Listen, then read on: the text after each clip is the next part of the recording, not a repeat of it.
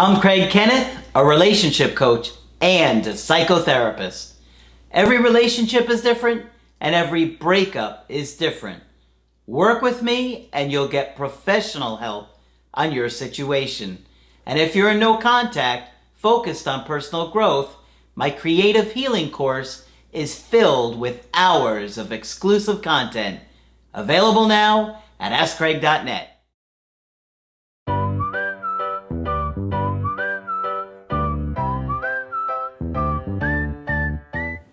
Hi there, I'm Coach Kenneth. I'm Coach Margaret. And today we're going to be talking about devastated and outraged. Wow, Well, both of those, huh? Yeah. Devastated, I think, is a pretty common feeling after a breakup, right? And that means he's sad. Yeah. Yeah. Outraged, that's interesting. It's saying he's angry. Yeah. Very angry. Yes, outraged, yeah. I don't think many people are outraged in a breakup, but we're going to look at a situation where somebody was feeling devastated and outraged. Okay. This is quite a story. All right. We're going to be talking about today. I got an email coaching that I thought you guys might find helpful. And this is from a guy who is in his later 30s. He was dating a girl who was 18 years old. Oh, So, Lord. We're talking about a huge age gap here. And, you know, not just a huge age gap, but we're looking at a very young girl who's barely out of high school. A 20-year age gap. Yeah. Not roughly. only that, but from sort of childhood to mature adulthood. Well, that's my point, Yeah. is that we're not looking at a Yeah. girl who's 26 with a guy who's 42. No. We're looking at 18. Yeah. Which is very young. Right. And we're going to be looking at that. And you could talk about that a little bit too. Okay. Because there's a lot that comes with being that age, right? Absolutely. Because when you're only 18, I mean, many of you are still in high school. I mean, or have never even had a job or have just gotten a job. You're living with your family. Right. You've never paid a bill. No. You've never done anything for yourself. You haven't learned that much about the world because you haven't had time yet. Meanwhile, somebody that's in their late 30s has been in the dating world for many, many years. Right. Right? Absolutely. You should have... And has an established job and an established adult identity and all those things. Yes. Yeah. So it's a big, big difference. They both work at a restaurant, and I don't know if that's where they met, because they seem to have similar jobs. But let me just get into the story. He said, our relationship lasted 10 months. In that time, she lived with her parents, which seems likely at 18, with me, and got an apartment with a coworker. We met at work last year when she was only 17 and had an on-again, off-again boyfriend at the time. I never really considered her a romantic option. Eventually, we grew closer over time. She broke up with her boyfriend, who was then 18, and verbally abusive and manipulative to her. About 3 weeks later, we started dating. We fell in love and things were good. The lockdown hit in March and both of us were out of work. We spent most of that time together. Occasionally, she would have a depressive episode. And Margaret, you and I have seen a lot of people that struggle with anxiety and depression feel that even more so because of COVID and lockdowns. Absolutely, yeah. But they spend a lot of that time together. Yeah. But Okay. I think because people don't have the distractions of sports and entertainment and going out, they're impacted even Oh, more. absolutely. I want to know what her parents thought about this, because she was continuing to live at home when she was dating him, and then She lived moved with in with him, him and then with a and friend. then with a friend. Yeah. Okay. Occasionally she would have depressive episodes. So she's got some mental health issues going on. Well, her situation would be depressing. I'm sure her family was upset with her, and yeah. And She had a verbally abusive boyfriend. Yep. And he was manipulative. So she's had some issues going on there too. Yep. Okay. She would isolate herself and not communicate. I told her I didn't know how to help her, only that I would be there for her with her pain. Well, that was good. Yeah, that was supportive. It's a good sign.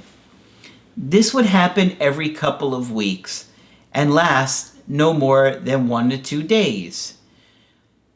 In the middle of June, we had a perfect day at the beach, but later that night she called me screaming and crying. Her father had pushed her up against the wall during an argument. Her family life was unstable. Her father is addicted to heroin. Oh, dear Lord. Her mother is ill with a bleeding issue. And she is one of 7 children in a house that is usually in chaos. Oh, Lord. So we got a lot of issues going on here. Oh, heavens, yes. Not only do we have a very young adult, but we have someone who has a very unstable family, an addicted father, mom that has health issues, a bunch of siblings, and living in chaos. Is she one of the older? I would guess so. I don't think he says. I came and picked her up, and she came to stay with me for about 5 weeks. I told her she could stay as long as she liked, but she wanted to get a place of her own, to go out on her own, and moving in was going too fast. So that was reasonable of her. Yes, it was. And thank heaven she was out of that house. Yeah. I understood, and we agreed her staying with me was temporary for her to save up for her own place. I didn't want to scare her away. So good. He's acting like an adult both here. Have been acting pretty reasonably here. Eventually, she got a place several blocks away from mine. In this time, her depressive episodes became more frequent. She always smoked pot on occasion, but I didn't mind. Well, okay, so it sounds like she doesn't have some healthy coping skills for this depression or stress. Well, I mean, she just left her family on horrible terms, so, yeah. Eventually, she would smoke every morning as soon as she woke up, as soon as she got off work, and before she went to sleep. She would also spend more time with her friends who would smoke very frequently. One of her best friends was always opposed to us as a couple because of the age gap. And I think most people would find this age gap inappropriate. Absolutely. Right? I don't think that this is an age gap that most average people wouldn't say, that seems like a huge age gap. Because at other times in life it wouldn't be that drastic, but this is drastic. Exactly. Because as we say, this person is not an adult yet by any means. You put her at 28 and him at his late 40s, that's a big difference. Yeah. But because she is just getting out of the house, it's very different. I never liked her, but it put me in an awkward position, meaning the friend. Right. I never mouthed her because I didn't want to drive my girlfriend further into her influence. We were just polite to each other.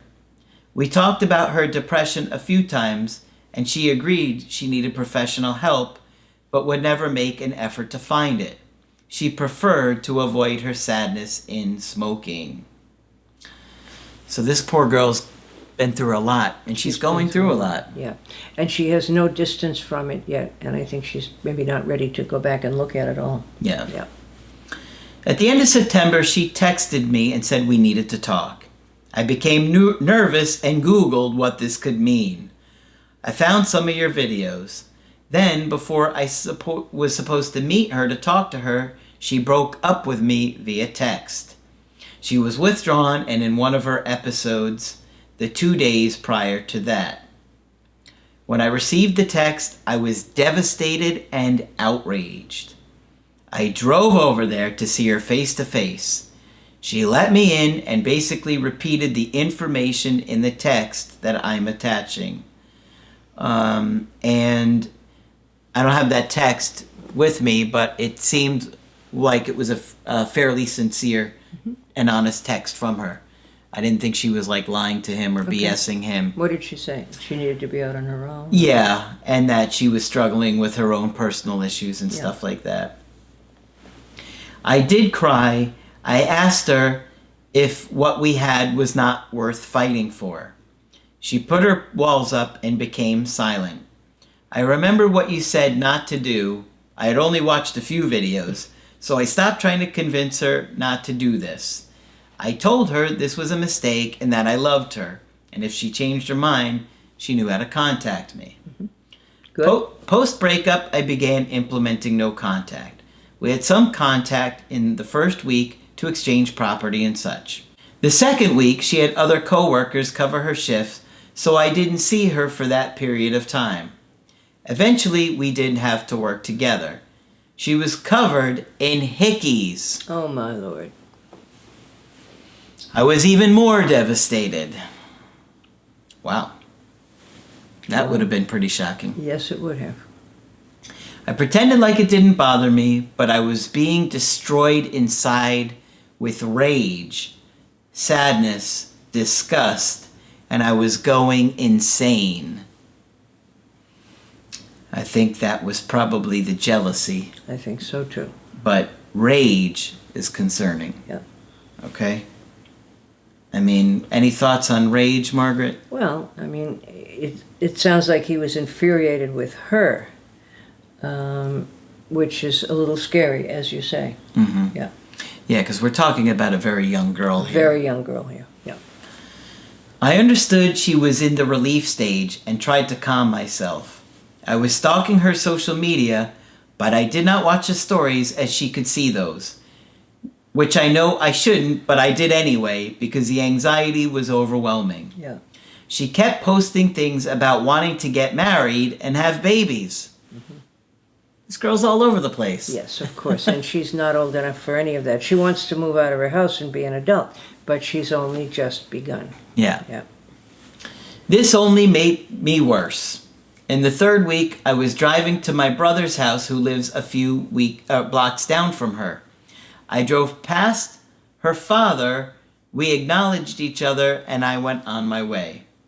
A few hours later, she posted something like, "If I ever love you, I still got love for you, but stay out of my life." Pretty clear. I felt like that was meant for him as well. Yes, that was meant for him. I did the drive-by and didn't even realize it. 3 days later, she unfriended me on Facebook. I am, however, not blocked. A few days later, she quit her job. I have the 5 volumes of the knowledge and I'm working on that, hanging out with friends whenever I can, working out and eating right. I lost 12 pounds and my six-pack is even coming back. Good for him. I need a plan going forward. I would like to know what kind of success I might have with this no contact. What advice could you give to my situation? This is an interesting thing that he said here. I really hope no contact isn't a scam, because if it is, taking advantage of people, hurting them like this is beyond inhuman. I trust that you are genuine and may be able to help me. Whoa. He was verging on being angry at us. Yes. For the no contact stuff. We're not keeping her from you, honey. Yeah. Yeah. I thought that was really interesting. Saying it was a scam. It's a very unusual. It's a very unusual. I don't think I've ever heard anybody say that. And what would we get from that? More phone calls, you think? Yeah. Yeah. I suppose that's what he thinks. I mean, in what way have we taken advantage of people? We have almost 900 videos that we've put out for free. Yeah. Okay? And if you think we're making money off of YouTube money, think again. It was a strange thought. Anyway. Okay. Yeah. But then he says, I trust you're genuine and may be able to help you. Well, I think you need to have realistic expectations for this situation. Right. We've got a very young girl here who has some mental health issues and serious family problems. It looks like she may well have a trauma history. with just a brief description of what's gone on in her house. I'm wondering if she is one of the older ones and was taking care of the younger siblings. He didn't say. In addition to everything else, yeah. But, you know, when you're 18 years old, you're in the very early stages of life and separating from your family and just starting to explore and she is dating. Just starting all of this, yeah. Meanwhile, she's just starting to separate from her family. You're closer to 40, meaning you should be in a stage where you're considering or at least exploring the idea of marriage and kids and family. And she's nowhere near that stuff. She's more of a kid than exploring having kids. And the fact that she's talking about having kids and getting married is a fantasy. Yeah, well, of course, she would like to look for a stable family, the stable family she never had. And I'm sure that's what she wants to go directly to.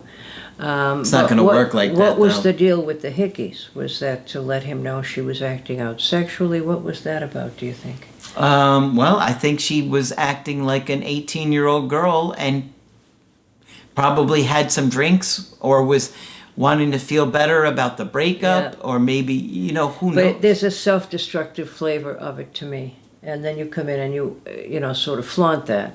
Who knows? But this girl is nowhere ready for getting married and having babies. No. And it sounds like that's something he would want. Well, I mean, he's in that stage of life. But you have to wait until she's a grown-up. Yeah. Yeah. I mean, I'm not sure what a reasonable success story would be in a situation like this. Right. I mean, if she were, suppose they were to marry, at this point, the immediate risk would be that he would end up being more of a father figure than a lover. Okay? Yep. And he would sort of be the one who was providing the stability and the income, while she was still busy working, finding herself, becoming an adult, making adult plans for herself, etc. And she sounds like she's years away from that. I agree. She'd have to be out of her house for a while, on her own for a while. And many people cannot go directly from separating from their family of origin, which she has only begun to do, and then making a commitment to somebody else when nothing is resolved in between, Yeah. So I think if they were to marry, he would become a parental figure, and that would bring its own set of conflicts. She would feel that he was infantilizing her if he took care of her. She would feel abandoned if he didn't take care of her. It just sounds like it would be a disaster. I think you need to find somebody that would be healthier for you to have a real relationship with. Right. And I know you're not going to want to hear it. Right. I know you're not going to want to hear it. But I wouldn't be doing a good job if I wasn't honest with you and telling you that I don't think this is a healthy situation. We're not looking at an 18-year-old girl who's healthy and she's done a lot for herself to grow up. We're looking at someone that has a real serious trauma history. And It would appear so. I think so. Yeah. I think so. I mean, Dad is a heroin addict. Right. Right? And he even described the house as chaos. Chaotic. Yeah, chaos. I just find it very difficult to think that this girl is going to want to settle down with somebody, and I think that's kind of what you're hoping for. Right. That you might settle down and you might have children together, and yeah. He did a lot of things right, it seems, Yes, he did. in this situation, where he tried to give her some freedom and he tried to be patient and understanding, and I will give him credit for that. But at the end of the day, you can't ignore who she is. And sometimes people forget when the relationship feels good to ask whether or not this person is an adult. Yeah. I mean, is she free to make a commitment? Those are remember my famous questions there. Is she ready to make a commitment? Possibly not. She's just separating from her family for the first time. Yeah. Okay? So she probably has not yet withdrawn her wish to be with them to be able to shift it to you. And is she able to make personal decisions for herself? She's only 18. We can't even tell yet. So it doesn't look to me like she's ready to make a commitment or in a position to right yet. Yeah. And whatever the hickey business is, it's sexual acting out. And it's not abusive, but it's kind of marginal, I think. Yeah. Yeah. You need to think about all of this stuff, and how you want to approach it is up to you. It's your life. But I seriously consider everything Margaret and I are saying here and the stuff that I sent to you in the email coaching, because if you don't, I think you're going to be the one that winds up getting hurt here. Yes. And the other thing is pure and simple. Sometimes people that young aren't through exploring relationships and partying, and absolutely are not ready to settle down. They haven't explored the world at all yet. I'm sure she wants a family because she wants to be loved. She hasn't been. And she wants to create what she didn't have. But that doesn't mean she's able or ready to do it. Yeah. Tough situation. I'm sure on many levels you guys got along very well. Right. And I do think she genuinely cares about you. And I do think she genuinely cared about what you had. But, you put her at 28 years old instead. And we're probably all the not. difference in the world. Yeah, we're probably not doing a coaching together, right? But you got to think about this stuff, okay?